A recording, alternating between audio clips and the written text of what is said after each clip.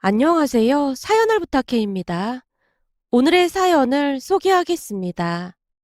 마트에서 쇼핑을 하다 복숭아를 보자마자 남편이 중얼거리듯 말했어요. 엄마도 복숭아 엄청 좋아하시는데. 정말? 그럼 한 박스 사다 드릴까? 진짜 그래도 돼? 그래도 되냐니? 그게 무슨 소리야? 아니, 요즘은 효자아들 인기 없다며. 그런 말을 너무 많이 듣다 보니까 당신 눈치 보여서 그렇지. 눈치 볼 일도 많다. 누가 보면 가수원을 통째로 사다 드리는 줄 알겠네. 어이가 없어 제가 피식 웃고 있었는데요. 남편이 눈치를 보며 다시 말을 꺼냈습니다. 그게 그동안 형이랑 형수님이 이런 걸로 허구한 날 다투다 보니까 나도 모르는 사이에 눈치를 보게 되더라고. 형도 결혼 초에는 이것저것 사서 자주 본가에 왔었는데 그것 때문에 형수님이랑 미친 듯이 다투고 거의 발길을 안 하더라고. 형님이 막 그랬단 말이야? 말도 마. 우리 엄마가 복숭아를 엄청 좋아해서 여름이면 내내 복숭아를 드시거든. 그래서 아버지 살아계셨을 때는 매일 복숭아를 사오셨을 정도였어. 그러다 보니 우리 형제도 여름만 되면 습관처럼 복숭아를 사게 되더라고. 복숭아만 보면 좋아서 어쩔 줄을 몰라 하는 엄마가 떠오르니까. 근데 형수님이 대놓고 화를 냈다고 하더라고. 뭐라고 했다는데? 그 뭐라더라? 남자들은 결혼만 하면 효자 코스프레를 하느냐고 언성까지 높여가면서 형한테 뭐라고 했더나 봐. 그때 집안이 발칵 뒤집어지는 바람에 형이 형수님 눈치를 많이 보더라고. 그게 뭐 대수라고 그 난리를 치는 건지 모르겠네. 아무튼 난 상관없으니까 사다 드리고 싶으면 사다 드려. 우리 엄마도 혼자 지내시다 보니까 난 어머님도 안쓰럽고 우리 엄마도 안쓰럽고 항상 좀 그렇더라고. 말만이라도 정말 고마워. 남편 눈시울이 붉어져 있었는데요. 평소 남편은 많이 감성적인 편으로 주변 사람들을 잘 챙기곤 했습니다. 그런 자상한 모습에 결혼을 결심하기도 했고요. 그렇게 잘 익은 복숭아를 종류별로 사서 시댁에 갔는데 우리를 보자마자 시어머님이 활짝 웃으며 반겼습니다. 피곤할 텐데 뭐하러 왔어? 혹시 밥 먹었니? 아니요, 아직 식사 전이에요. 저는 김치만 있어도 잘 먹는데 밥 좀 얻어먹을 수 있을까요? 잘 됐다. 나도 식사 전인데 그럼 같이 식사하자. 근데 무슨 복숭아를 종류별로 사왔어? 어머님 복숭아 엄청 좋아하신다고 해서 사와봤어요. 내가 복숭아를 참 좋아하긴 하지. 냄새가 아주 좋구나. 잘 먹을게. 저도 밥 잘 먹을게요. 라며 주방으로 들어갔더니 뭔가를 준비하고 계셨던 모양으로 반찬통에 이것저것들이 잔뜩 담겨져 있었습니다. 어머님, 이건 다 뭐예요? 혹시 어디 가시는 거예요? 그게 말이야. 사실은 첫째네가 내일 캠핑을 간다는데 같이 가자고 하더구나. 형님이랑 아주버님이 캠핑을 엄청 좋아한다고 들은 것 같아요. 제가 신기한 듯 반찬통에 담긴 것들을 둘러보고 있었는데요. 남편이 믿을 수 없다는 듯이 다시 물었습니다. 엄마, 혹시 형이 같이 가자고 한 거야? 어? 그게 네 형수가 같이 가자고 전화를 했더구나. 형수님이 먼저 전화를 했단 말이야? 이상하네. 형수님이 그런 생각을 할 사람이 아닌데. 넌 무슨 말을 그렇게 하고 있어? 아니, 그동안 형수님이 한 게 있으니까 그렇지. 남편이 제 눈치를 보고 있었는데요. 시어머님 또한 제 눈치를 보며 어찌할 바를 몰라 했지만 잠시 후 식사를 하는 내내 시어머님이 캠핑 이야기를 했습니다. 네 이모도 윤준애랑 자주 캠핑 다니잖니. 처음에는 귀찮다고 하더니 요즘은 캠핑 가기 전에 더 신나한다니까. 요즘은 텐트도 좋은 걸로 하나 사서는 혼자 척척 친다지 뭐니. 이모 원래 집에서 나오는 거 싫어했잖아. 그랬지. 근데 요즘은 캠핑에 맛이 들려서는 언제 가나 기다리더라니까. 가서 손주들이랑 무슨 게임도 하고 불멍인가 뭔가도 하고 그런다고 어찌나 자랑을 하던지 나도 한번 가봤으면 했거든. 근데 네 형수가 전화를 해줘서 얼마나 고마웠는지 모른다. 잘 됐네요. 가셔서 즐거운 시간 보내고 오세요. 맛있는 것도 많이 드시고요. 그래서 내가 가서 먹으려고 이것저것 좀 준비해봤어. 참, 오늘 니들이 사온 복숭아도 가져가도 되겠지? 당연하죠. 경치 좋은 곳에서 재미있게 지내다 오세요. 남편과 제가 진심을 담아 말을 하고는 집으로 돌아왔는데요. 집에 들어서자마자 남편이 꺼림칙하다는 듯이 입을 열었습니다. 아무리 생각해봐도 뭔가가 이상해. 당신 아까부터 뭐가 그렇게 이상하다는 거야? 아니, 형수님 성격에 절대로 먼저 캠핑 같이 가자고 연락할 사람이 아니거든. 근데 엄마한테 먼저 전화해서 캠핑을 가자고 했다잖아. 이건 무슨 꿍꿍이가 있는 게 분명하다니까. 난 당신이 좀 이해가 안 돼. 형님 성격에 그런 결심을 했다고 하면 고맙다는 생각을 해야 하는 거잖아. 근데 뭘 의심까지 하고 그래. 내가 오죽하면 그러겠어. 그동안 형수님이 한 게 어마어마했으니까 그렇지. 그래도 형님이 큰맘 먹고 모시고 가려고 하는 것 같은데 그냥 감사하게 생각해. 그리고 아주버님께 기름값이라도 하라고 돈 좀 보내드리고. 그럼 그럴까? 제 말에 남편이 아주버님에게 돈을 이체한 뒤 전화를 해서 고맙다는 말까지 했는데요. 통화를 끝낸 남편이 웃음을 참으며 말했어요. 형도 형수님이 엄마한테 전화해줘서 아주 기분이 좋은 모양이야. 목소리에 힘까지 들어간 거 있지? 좋으시겠지. 아주버님도 어머님 혼자 계셔서 영 마음이 편치 않을 것 같긴 해. 근데 형님이 먼저 어머님 모시고 캠핑 가자고 했으니 얼마나 좋았겠어? 라며 남편과 형님 칭찬을 얼마나 했는지 모르겠습니다. 사실 형님과 아주버님은 캠핑 마니아로 한 달에 몇 번씩 캠핑을 다니곤 했어요. 하지만 그에 비해 우리는 캠핑 쪽으로는 문외한이기도 했고 관심이 없었기에 놀러 가면 호텔이나 펜션을 자주 이용하는 편이었습니다. 시어머님도 캠핑에 관심이 없었지만 시이모님이 어찌나 자랑을 많이 하시던지 조금씩 캠핑에 관심을 갖기 시작했습니다. 그렇게 다음날 시어머님은 캠핑을 가셨고 우리는 별 생각 없이 하루를 지냈는데요. 다음날 오후쯤 휴대폰이 울려서 보니 형님이었습니다. 네, 형님. 캠핑 잘 다녀오셨어요? 동서, 나 동선의 아파트 밑에 와 있는데 혹시 차 한잔할 수 있을까? 밑에 오셨다고요? 그럼 올라오시지 그러셨어요. 집에 서방님 있을 거 아냐. 불편하니까 잠깐만 내려올래? 아, 네. 라며 전화를 끊고는 약속 장소로 나갈 준비를 했는데 남편이 의아한 표정으로 물었어요. 뭐야, 형수님이야? 형님이 잠깐만 내려와 보라고 하네. 형은 안 오고 형수님만 맞단 말이야? 그러게. 나도 좀 이상하긴 한데 우선 내려가 볼게. 형님이 말한 한 카페로 들어갔는데요. 형님이 활짝 웃으며 반기다 물었습니다. 동서, 우리 캠핑 간다고 돈을 보냈다며? 그게 어머님 모시고 가신다고 해서 죄송하기도 하고 감사하기도 하고 그래서요. 제가 쑥스러운 듯 웃고 있자 형님이 대수롭지 않게 입을 열었습니다. 하긴 앞으로 어머님 입에서 다시는 아들 며느리랑 여행 가자는 말 안 나올 테니까 나한테 고마워하긴 해야겠지. 네? 그게 무슨 말씀이세요? 혹시 캠핑 가서 무슨 일 있었던 거예요? 이제는 캠핑이 문제가 아니라 다시는 동선애랑 우리한테 여행 같이 가자는 말 안 할 거니까 나한테 밥 한번 사야 해. 라며 형님이 어깨를 우쭐하며 상기된 표정으로 있었던 일을 빠짐없이 말했는데요. 내가 캠핑을 좋아하게 된 이유가 우리 부모님도 캠핑을 좋아해서였거든. 그러다 보니 그동안 우리 친정 식구들이랑 캠핑을 자주 다녔건 말이야. 그런데 어느 날부터 남편이 조금씩 투덜대더라고. 아, 혹시 어머님 모시고 캠핑 안 간다고 아주버님이 불만이었던 거예요? 그래. 남자들은 결혼만 하면 효자가 된다더니 어머님이 불쌍하다면서 처가 가족들하고만 다니는 게 불만이라고 계속 말하더라고. 그래서 내가 계획을 좀 생각해보고 짰거든. 아, 어머님 모시고 캠핑 갈 계획이요? 그 계획이 맞긴 한데 동서가 생각하는 그런 계획은 아니고 어머님 입에서 다시는 캠핑 얘기 못 나오게 하는 계획이라고 해야 할까? 네? 그게 무슨 말이에요?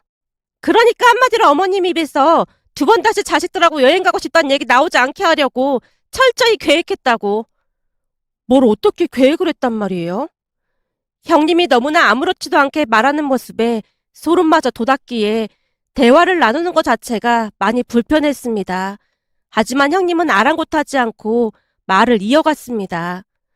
아침에 어머니 모시러 갔더니 뭘 잔뜩 준비해 놓으셨더라고. 무슨 프라이팬에 삼겹살에 야채에 음료수 불고기까지 아이스박스에 잔뜩 넣어 놓으셨더라고. 그거 보고 완전 기겁했다니까. 다 준비해 주신 건데 좋은 거 아니에요? 물론 우리 친정에서 준비해 준 거라면 다 가지고 갔을 텐데 그걸 싹 다 들고 가면 나중에 또 따라온다고 하겠더라고. 그래서 짐만 된다고 싹 다 놓고 왔어. 아주버님이 옆에 있었으면 기분 나쁘지 않았을까요? 그러게 애초에 그이는 차에서 기다리라고 하고 나만 어머님을 모시러 올라갔지. 내가 다 놓고 가야 한다니까 나라 잃은 표정을 지으시더라고. 그러게 왜 시키지도 않은 일을 하느냔 말이야. 그래도 어머님이 내내 설레는 마음으로 준비하셨을 텐데 마음이 좀 안 좋네요. 형님의 말을 들으면 들을수록 시어머님이 얼마나 서운한 마음이었을까 싶어 저도 모르게 긴 한숨을 내쉬었는데요. 형님이 그런 저를 나무랐습니다. 동서, 정신 차려. 그런 거 봐줬다가는 한두 끝도 없다니까. 아예 처음부터 싹을 싹둑 잘라버려야 하는 거야. 암튼 갔는데 우리는 서준이 하준이랑 놀고 있었고 어머님은 혼자 텐트에 앉아 있었거든. 근데 종일 TV도 없이 그러고 있으려니까 얼마나 심심했겠어. 거기다 어제는 전부 즉석밥에 햄이랑 김치 참치만 가져가서 내내 그거로만 밥 먹다가 저녁에 삼겹살 조금 구워 먹었거든. 그 와중에 어머님이 뭐라고 하시는 줄 알아? 모닥불은 안 피우냐고 묻더라고. 그래서 귀찮게 뭐하러 피우냐고 뭐라고 했더니 표정이 안 좋으시더라고. 캠핑은 모닥불인데 많이 아쉬우셨겠어요. 그래야 다음부터 따라간다는 말을 절대 안 하지. 암튼 그 뒤에는 모기 때문에 힘들다고 아주 난리도 아니시더라고. 어머님이 주무실 텐트가 없어서 오래된 거 드렸는데 그거 마침 버리려고 했던 거였거든. 그래서 내가 어떻게 했는 줄 알아? 순간 형님이 말을 멈추고 주변을 두리번거리다가 다시 말을 이어갔습니다. 교묘하게 텐트를 찢어놨어. 그랬으니 그 안으로 모기가 얼마나 들어갔겠어. 아마 밤새 한숨도 못 주무셨을걸. 결국 다음날 새벽부터 우리 깨우더니 빨리 집에 가자고 난리도 아니었다니까. 아마도 다시는 같이 여행 간다는 말 안 하실 거야. 네? 일부러 어머님이 주무실 텐트를 찢었단 말이에요? 형님, 아무리 그래도 그건 너무 심한 거 아닌가요? 내가 심하긴 뭐가 심하다는 거야? 그냥 같이 가기 싫다고 하면 되는 거잖아요. 그럼 그이가 계속 서운해한다니까. 그리고 어머님이 알아서 안 따라간다고 해야 하는 게 맞는 거지. 눈치가 없어도 너무 없는 거 아니냐고. 형님, 제가 웬만하면 형님 편 들겠지만 이건 진짜 아닌 것 같네요. 동서, 나한테 고맙다고 하지 못할 망정 대체 왜 이러는 거야? 아까부터 대체 뭐를 고마워해야 한다는 건데요? 그야 당연한 거 아니겠어? 내가 이번 점에 확실하게 해놨으니까 앞으로 동산에도 어머님 모시고 같이 다닐 일 없을 건데 당연히 고마워해야지. 형님이 오히려 한심하다는 듯이 제게 말했는데요. 형님의 생각에 전혀 동의할 수가 없었기에 제가 쏘아붙였습니다. 형님, 제가 진짜 궁금해서 물어보는 건데요. 형님도 아들만 둘이잖아요? 뜬금없이 그건 왜 묻는 거야? 그럼 나중에 형님도 시어머니가 될 건데 며느리들이 형님처럼 그러면 어떻게 할 건데요? 그랬다간 아주 아작을 내버려야지. 형님, 옛말에 뿌린 대로 거둔다는 말이 있잖아요. 그렇게 살다가는 형님도 나중에 똑같이 자식들한테 팽당할걸요? 사실 그동안 형님이 시댁과 거리를 두고 지낸다는 생각만 했었는데 오늘 들어보니 진짜 너무 놀라워서 말이 안 나오네요. 어머님이 캠핑 가려고 얼마나 준비를 하셨는데 차라리 같이 가자는 말을 하지를 말지 그랬어요. 동서, 사람을 왜 그렇게 나쁜 사람으로 만들어? 괜히 착한 척 하지 말고 나한테 고마우면 고맙다고 말을 해. 형님은 생각했던 것보다 더 대단한 사람으로 도무지 대화가 되질 않았습니다. 결국 그날 얼굴만 붉힌 채 헤어졌고 저는 남편과 함께 시댁으로 향했는데요. 시댁에 가서 시어머님을 뵙자마자 놀라서 말이 나오지 않았습니다. 얼굴부터 온통 모기 물린 자국이 한두 군데가 아니었으니까요. 어머님, 괜찮으신 거예요? 난 괜찮다. 엄마, 모기를 얼마나 물린 거야? 병원 가봐야 하는 거 아니야? 모기 물렸다고 누가 병원에를 가. 갔다가 웃지는 않으면 다행이지. 어머님, 그럼 저희가 가서 약이라도 사올게요. 주말인데 문 연 약국이 있나 모르겠다. 요즘은 한두 군데 정도는 문 열더라고요. 잠시만 기다리세요. 라며 문을 연 약국을 찾았고 급히 연고를 사서 시어머님께 발라드렸는데요. 내내 참고만 계셨던 것인지 제가 연고를 발라드리자 그제서야 서러운 마음이 들었던 것인지 갑자기 폭풍 눈물을 흘리셨어요. 그 모습에 남편이 어리둥절해 있었고 제가 어머님을 달래드린 뒤 입을 열었습니다. 어머님, 배고픈데 같이 식사해요. 혹시 반찬 남겨놓은 거 있으세요? 그냥 집에 다 두고 가서 그대로 있을 거야. 잘 됐네요. 그럼 그걸로 같이 식사해요.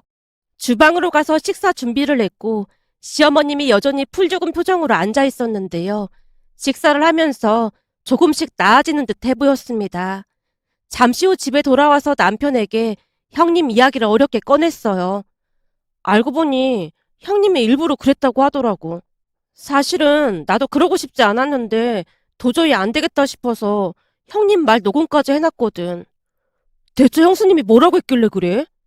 이게 참 중요한 문제라 혹시나 내 감정이 들어가면 안 될 것 같으니까 내가 녹음한 내용 당신이 직접 들어봐. 라며 휴대폰에 녹음된 것을 재생시켰고 시간이 갈수록 남편 눈이 커져갔습니다. 다 듣고 난 남편이 아주버님께 전화를 한다고 난리를 쳤지만 제가 조용히 말렸어요. 지금 전화하면 어머님이랑 내가 엄청 곤란해질 수도 있잖아. 그리고 당신 지금 너무 흥분한 상태야. 우선은 조금 더 생각해보고 나중에 얘기하던지 하자. 그래서 내가 곰곰이 생각해봤는데 사실 우리가 캠핑을 좋아하진 않지만 어머님 모시고 간혹 다녀와도 좋을 것 같아. 텐트도 요즘 치기 쉽게 잘 나온다고 하더라고. 당신 벌레도 있고 그래서 캠핑 질색하잖아. 이제 아줌마 됐는데 익숙해져야 하지 않을까? 힘들면 처음에는 글램핑 같은 곳 예약해서 다녀와도 좋을 것 같아. 요즘은 다 준비해준다고 하더라고. 제 말에 남편이 고맙다며 눈물을 글썽였는데요. 아마도 형님의 악마 같은 행동에 큰 충격을 받은 듯해 보였습니다. 그때 우리는 시어머님을 모시고 글램핑을 다니다가 조금씩 재미가 들렸고 나중에는 텐트를 하나 사서 이모님네 캠핑에 합류까지 했습니다. 같이 가면 배울 게 한두 가지가 아니었거든요. 그렇게 우리는 조금씩 캠핑에 익숙해져 갔고 형님은 시댁에 잘 찾아오지도 않았는데 오겠다고 해도 시어머님이 오지 말라고 피하기까지 했습니다. 그 바람에 형님은 더욱 신이 난 듯 해 보였고요. 그러던 어느 날은 시어머님이 먼저 말을 꺼냈어요.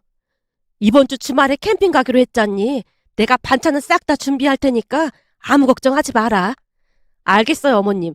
저번에 숯불에 생선 구워 먹으니까 아주 맛있더라고요. 이번에도 구워 먹을까요? 그렇지 않아도 내가 준비할 참이야. 아주 맛이 기가 막히긴 하더구나. 그리고 내가 맛있는 와인도 한 병 준비해놨다. 캠핑 가서 먹는 와인 맛이 아주 기가 막히더구나. 그리고 말이야, 사부인도 혼자 계시는데 같이 가는 건 어떻겠니? 시어머님이 어렵게 엄마 이야기를 꺼내는 모습에 제가 멈칫했는데요. 사실 제가 대학에 입학할 무렵 부모님이 이혼을 했는데 이혼을 결심하기 전 엄마가 우리 남매에게 미안한 듯 말했습니다. 엄마도 참을 만큼 참았는데 니들 둘 다 대학 들어갔고 이제는 좀 편히 살고 싶구나. 이해해 줄 거지? 우리 벌써부터 이혼 찬성한다고 했잖아. 이제부터 엄마 인생 살아. 그동안 할머니부터 고모까지 진짜 해도 해도 너무했어. 물론 가장 큰 문제는 아빠지만 말이야. 니들이 충격받을까 봐서 내가 미리 얘기하는 건데 사실 우리 이혼하면 니들 아빠 바로 재혼할 거야. 엄마가 어찌나 미안한 듯 말을 하고 있던지 짜증이 밀려올 정도였습니다. 아빠는 가부장적인 사람으로 집안의 모든 대소사를 엄마에게 챙기도록 했고 정작 당신은 밖으로 돌아다니기 바빴는데요. 이전부터 여자 문제를 일으킨 적이 한두 번이 아니었습니다. 결국 엄마는 아빠와 이혼을 한 뒤 홀로 지냈고요. 다행히 아빠한테 이미 여자가 있었던 모양으로 이혼은 쉽게 진행됐습니다. 이혼을 해준다는 조건으로 아빠가 상당 부분 재산도 엄마에게 많이 넘겨줬으니까요. 그 뒤 엄마는 거의 하루 종일 집에서만 지냈는데요. 워낙 고생을 많이 하다 보니 집 밖으로 나오기를 거부했습니다. 그러다 보니 시어머님이 먼저 엄마를 걱정하고 챙기는 듯 해보였어요. 시어머님 마음 씀씀이에 감사한 마음이 들어 제가 대답했어요. 그럼 제가 엄마한테 한번 물어볼게요. 그래, 사람 많지 않은 곳에 가서 그냥 불멍하고 올 거라고 부담 갖지 마시라고 해라. 이제는 나도 캠핑에 조금 익숙해져서 잘 대접할 수 있을 것 같거든. 어머님, 말씀만으로도 정말 감사해요. 얘는 네가 고맙긴 뭐가 고마워. 오히려 내가 고맙지. 시어머니랑 같이 다니기 불편할 텐데 항상 잘 챙겨줘서 고맙구나. 시어머님이 눈물까지 훔치며 감사 인사를 했는데요. 그동안 형님에게 받은 서름이 많다 보니 더욱 그렇지 않았나 싶었습니다. 그 뒤에 형님은 거의 발길조차 하지 않았고 아주버님과 조카들만 왕래를 하고 있었으니까요. 그렇게 우리는 친정엄마까지 모시고 캠핑을 갔고 시간 가는 줄 모르고 즐거운 시간을 보내다 왔습니다. 오랜만에 활짝 웃는 엄마의 모습에 저도 기분이 많이 좋았거든요. 그 뒤 엄마도 같이 캠핑을 다니며 즐거운 시간을 보냈습니다. 그러던 중 제가 임신까지 되면서 집안에 경사가 겹쳤는데요. 임신 소식을 듣자마자 시어머님이 말을 꺼냈어요. 손주 태어나면 내가 봐줄 테니까 회사는 계속 다녀라. 네? 어머님께서요? 그 이 말로는 형님이 둘째 조카 봐달라고 했을 때 힘드시다고 하시면서 바로 거절하셨다면서요. 손주 보는데 당연히 힘들지. 안 힘들 수가 있겠어? 어머니 힘드신데 그냥 저희가 알아서 할게요. 정 안 되면 제가 회사 그만둬도 되고요. 사부인한테 들어보니 너 회사도 힘들게 들어갔고 일하는 거 엄청 보람 있다고 했다며. 그러니까 계속 다녀. 내가 봐줄 테니까. 첫째가 봐달라고 했을 때는 내가 일부러 더 거절한 거야. 내가 무슨 호구도 아니고 필요할 때만 찾는데 나도 사람인데 들어줄 이유가 없잖니. 네? 호구요? 그래. 그때 내가 봐줬으면 완전 호구된 거 아니겠니? 그 성격에 나라 얼마나 부려먹었을 거야. 내가 안 봐도 훤해. 그리고 그 성격에 직접 봐야지. 다른 사람 손에 맡겨봐라. 이래라 저래라 얼마나 불만이 많겠니? 놀러 다닐 때는 친정 식구들이랑만 다니고 힘든 건 나한테 죄다 떠넘기겠다는 심보 자체가 아주 괘씸한 거 아니겠니? 시어머님도 이미 다 생각을 하고 계신 듯해 보였습니다. 그렇게 출산이 임박해지자 시어머님이 여러 가지를 도와주셨는데요. 산후조리원 비용도 보태주시면서 편히 조리하다 오라고 했거든요. 그러다 보니 산후조리 후 시댁에 들어가서 살게 됐는데 아무래도 육아휴직이 끝난 뒤 시어머님이 봐주기로 했기에 자주 얼굴을 보면서 익숙해지는 게 좋을 거라는 결정을 내렸어요. 그런데 나중에야 그 소식을 들은 형님이 쏜살같이 쫓아와서 따져 물었습니다. 어머님, 동서랑 저 대놓고 차별하시는 거 아니에요? 제가 부탁할 때는 절대 못 봐주신다고 딱 잘라서 말씀하셨잖아요. 그러는 너도 네 친정 가족들이랑 나랑 차별했잖니? 그래서 난 네가 다 이해할 줄 알았는데 뭐가 불만이라는 거니? 아니 그거랑 이거랑 어떻게 같을 수가 있어요? 이게 왜 다르다는 거니? 그래서 너는 캠핑 갔던 날 내 텐트를 일부러 찢어놨던 거니? 네? 설마 동서가 다 말한 거예요? 형님이 눈을 희번덕거리며 노려보는 모습에 제가 놀란 채 남편을 바라봤지만 남편도 모르는 일이라는 듯 고개를 절레절레 흔들고 있었습니다. 그 모습에 당황한 채 어찌할 바를 모른 채 있었는데요. 시어머님이 다시 입을 열었습니다. 왜? 내가 모를 줄 알았니? 그날 네가 라면 끓이라고 하길래 한참 라면 끓이고 있다가 뒤를 돌아보니 네가 텐트 뒤에서 뭔가를 하고 있더구나. 어찌나 땀을 삐질삐질 흘리면서 하고 있던지 뭘 하나 궁금했는데 나중에 가서 보니 텐트가 찢어져 있는 거 보고 어이가 없어서 말문이 막히고 몸까지 막 떨리기 시작하더구나. 내가 그렇게 싫었던 거구나라는 생각마저 들었거든. 저 그런 적 없거든요. 그래, 네가 그런 적 없다고 하면 별 수 없겠지만 당연하죠. 제가 설마 그런 미친 짓을 했겠어요? 여보, 어머님이 지금 착각하시는 거야. 나 진짜 그런 적 없어. 형님이 식은땀마저 흘리며 열심히 변명을 하고 있던 순간 남편 얼굴이 일그러지기 시작했고 결국 참고 있던 남편 형님에게 일침을 가했습니다. 형수님, 다음날 이 사람 만나서 다 말했다면서요. 녹음된 것도 가지고 있는데 내가 지금 형한테 보내줄 테니까 기다려봐. 아니 그게 무슨 말이에요? 녹음된 거라니요. 동서, 설마 그날 우리 대화 녹음했던 거야? 저기 아무리 생각해봐도 너무 심하다는 생각이 들어서요. 근데 지금까지는 아무한테도 말 안 하고 있었어요. 동서 진짜 무서운 사람이었구나. 형님이 펄쩍펄쩍 뛰다가는 도망치듯 황급히 뛰쳐나갔고 나중에서야 녹음된 내용을 들은 아주버님 얼굴이 말이 아니었습니다. 그 뒤 형님과 아주버님은 이혼 이야기까지 오가면서 힘든 시간을 보냈어요. 나중에는 형님이 시어머님께 무릎까지 꿇고 빌었지만 시어머님은 신경조차 쓰지 않았습니다. 그렇게 시간이 얼마나 지났을까요? 남편이 조용히 형님네 이야기를 꺼냈는데요. 형도 처갓댁에 발길을 끄는 모양이더라고. 그냥 각자 집안 알아서 챙기기로 했대. 그러다 보니 사돈 어르신 두 분이 형한테 찾아와서 괘씸하다고 멱살까지 잡은 모양인데 형이 이혼 서류까지 들이밀면서 이혼하겠다고 하니까 두 분이 갑자기 조용해지더니 그냥 가시더래.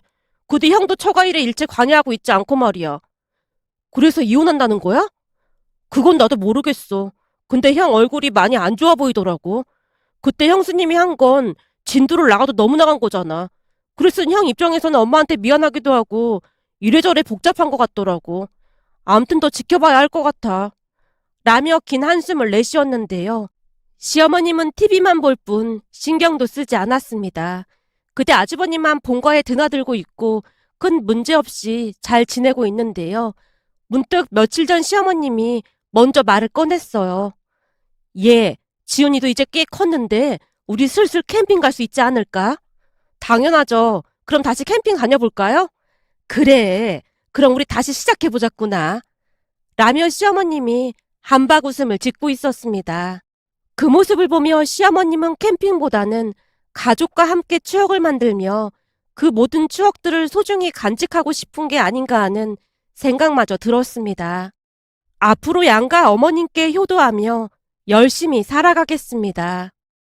오늘의 사연은 여기까지였습니다. 즐겁게 보셨다면 구독, 좋아요 부탁드립니다. 고맙습니다.